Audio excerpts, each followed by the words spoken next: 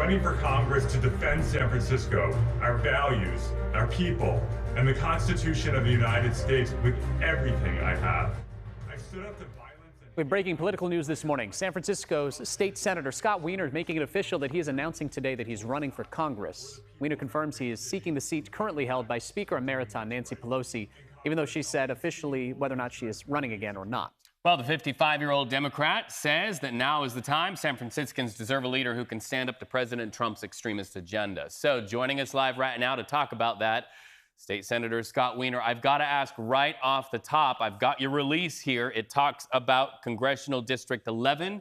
Does not one time use the name of Speaker Emerita Nancy Pelosi. Are you saying that you're feeling like this is going to be an election where you go head-to-head with Nancy Pelosi? So this really isn't about Nancy Pelosi. This is about the future and this moment in time where we have rising authoritarianism and cost of living increase. We need to really help make people's lives better. And it's about going forward for the future and representation of San Francisco. And so that's really what it is about. And that's why I'm running. Putting your name in the hat, potentially going up against Speaker Emerita Nancy Pelosi, are you saying that right now we need even more to stand up to that so-called authoritarianism that you speak of? Yeah, I have enormous respect for Speaker Emerita Pelosi. She has moved mountains for the country, for San Francisco, and I think the world of her. I do not know what her plans are, only she can say, and she has not said so far. But I know that San Francisco deserves the strongest possible representation, and I've worked very, very hard for San Francisco, and I've delivered over and over again, whether on housing or healthcare affordability or expanding clean energy or fighting for democracy. And I look forward to taking that fight to Washington, D.C. Senator Wiener, we have, for our viewers' benefit, reached out to the office of Nancy Pelosi. So far, have not heard back yet. But you do say in your announcement, we need more than rhetoric and good intentions from Democrats. We need action. You talk about some of the issues, trans kids, undocumented immigrants, and you say we need leaders with spines. Now, those issues we know have been issues that you're passionate about, but if you come into this current arena, this political arena, say you were elected today and went tomorrow, which we know is not going to happen, you would be entering Congress during a U.S. government shutdown. How would you do things differently than some of the other leaders who maybe you allude to in the use of the term we need leaders with spines? Yeah, and first of all, there are a lot of Democrats in Congress who are fighting very, very hard right now. So don't read too much into that. We're talking about the race here in San Francisco.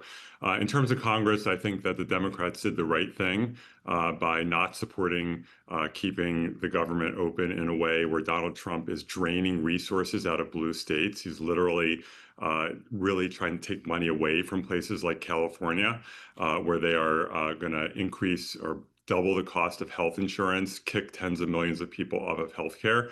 What they're doing right now is horrific. And the Democrats did the right thing by saying no to that. And right now, Democrats are not in power in Congress. I hope that changes in the next election. But right now, Democrats need to use every ounce of leverage that we have to fight back against this regime, to stop them. And when we can't stop them, at least to slow them down and make it harder for them to do the horrible things that they're trying to do to this country around healthcare and science and reproductive health and attacking LGBTQ people and creating a secret police force to mass deport people.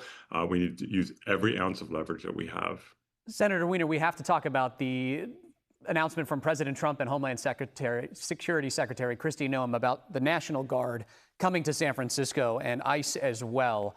What is your response this morning to the continued doubling down by these offices about the National Guard being deployed to San Francisco? And what would you do differently if you were in a higher office here? Well, I've been very vocal in trying to defend California. We've seen what they've been doing for months in Southern California in terms of having these ski mask wearing secret police thugs running around neighborhoods, grabbing people out of bus stops, out of their front yards, out of their workplaces, terrorizing people, kids in schools. We've seen what they've done in Chicago in terms of landing a Black Hawk helicopter on an apartment building and zip tying children. It is horrific. We don't need the National Guard or ICE in San Francisco, and we don't want them. We are handling our own business under Mayor Lurie's leadership. We know that the governor, our attorney general, our city attorney, David Chu, will absolutely sue if they try to bring the National Guard here. And we need to do everything we can to push back. And we have to have each other's backs. I'm most concerned, frankly, about ICE, if there is an infusion of ICE into San Francisco, because that is extremely dangerous. And we have to have our immigrant neighbors' backs. We know you're in communication often and coordination with many of our leaders. We have about 20 seconds left. Is it your belief that we'll see National Guard troops on the ground in San Francisco within the coming days, and also ICE? What are you preparing for? I hope not, but we need to be prepared and always plan for the worst, unfortunately. But I hope not, but we will see. All right. State Senator Scott Wiener, thank you so much for joining us this morning. We appreciate it. We'll follow the latest developments on the decision to run for Congress. Find updates anytime, KPIX.com, streaming on the CBS News app.